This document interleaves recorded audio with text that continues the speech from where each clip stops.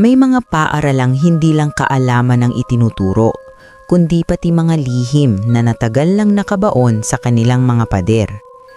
Ito ang kwento ng isang larawang hindi dapat nakuha at ng isang nilalang na hindi kailanman umalis. Ang aking alma mater, ang St. Scholastica's College sa Leon Guento, Maynila, ay isa sa pinakamatatandang paaralan sa bansa. Noong panahon ng digmaan, nagsilbi itong kanlungan ng mga sundalo at tahimik na saksi sa kalupitang dinanas ng bansa noong ikalawang digmaang pandaigdig. Ito'y binomba, winasak at muling itinayo. Sa kabila ng mga bagyo at paglipas ng panahon, nanatili itong nakatayo. Ipinagmamalaki ng Saintsco ang kasaysayan nito at isa sa pinakaiingatang yaman ng paaralan ay ang Little Theater na matatagpuan sa gusali ng high school, tahanan ng mga dramatikong kolalesas. Nung senior year ko, ang isa kong kaklase ang naging direktor ng theater group. Dahil dito, madalas kaming pinapayagang lumiban sa klase para manood ng mga produksyon. Matapos ang isang matagumpay na season na nagtapos sa isang dula na mainit na tinanggap ng mga manunood, nagpa siya ang grupo na magdiwang sa backstage ng Little Theater. Halos lahat ay dumalo.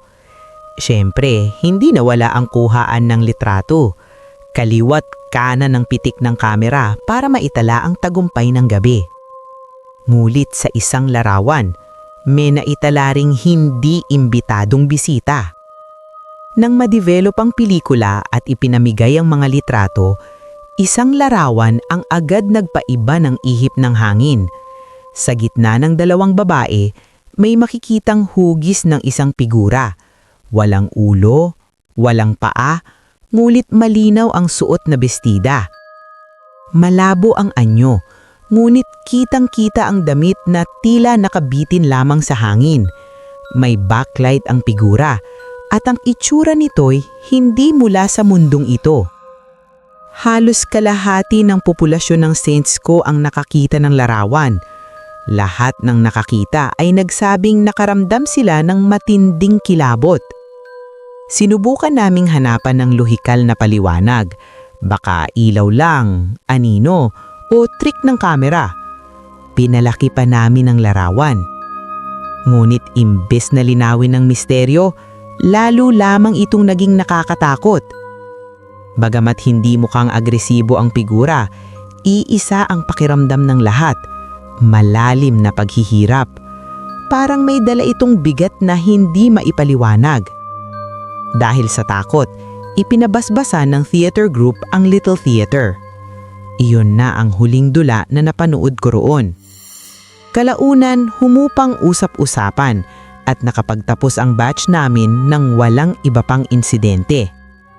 Pagkatapos ng graduation, nagbakasyon ako sa probinsya, isang pahinga bago harapin ang mundo ng trabaho. Pagbalik ko sa Maynila, wala pa akong trabaho noon, kaya mas madalas akong mag-isa sa bahay.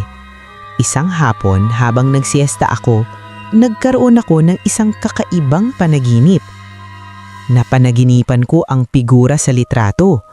May binabalaan siya sa akin. Sa panaginip, nasa paanan ng isang lumang tulay na kahoy. Gabi noon at ang langit ay kulay bulag na bulag, parang kinulayan ng krepas. Sa kabilang dulo, naroon siya. Hindi na siya walang ulo. Kitang-kita ko na ang kanyang mukha. Isang batang babae, payapa ang anyo, suot ang parehong bestida sa litrato. Napapalibutan siya ng matatangkad na punong pino at ramdam ko ang malamig na hamog sa aking balat. Nakatayo lang siya roon, naghihintay. Habang naglalakad ako papalapit sa kanya, napansin ko ang bangis sa ilalim ng tulay.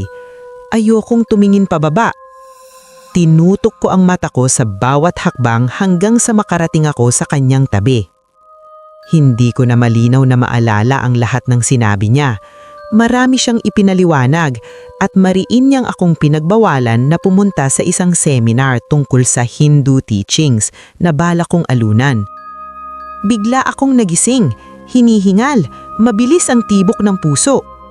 Naalala, may nakita nga akong anunsyo sa diaryo tungkol sa seminar at niyayaya ko pa ang isang kaibigan na sumama. Bakit niya ako binabalaan? Hindi ko kailanman nang laman ng sagot. Ilang araw matapos iyon, natanggap ko ang una kong trabaho at ibinuhos ko na ang oras ko sa aking karera. Hindi ko na tinuloy ang seminar at hindi na rin siya muling nagpakita sa aking mga panaginip.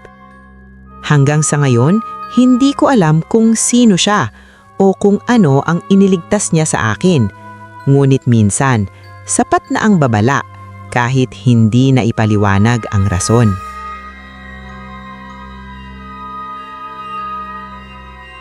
Kung may pakiramdam kang may nanonood sa'yo habang pinapakinggan mo ito, baka hindi lang imahinasyon ang dahilan.